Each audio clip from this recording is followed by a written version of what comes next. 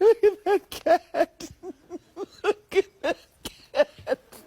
The closest I've ever been to a sea lion before, and I don't want to leave. Now I feel like I'm part of it, and we're family now.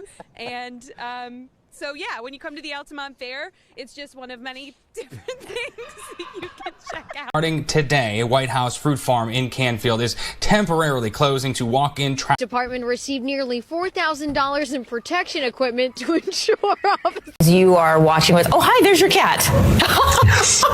My research assistant.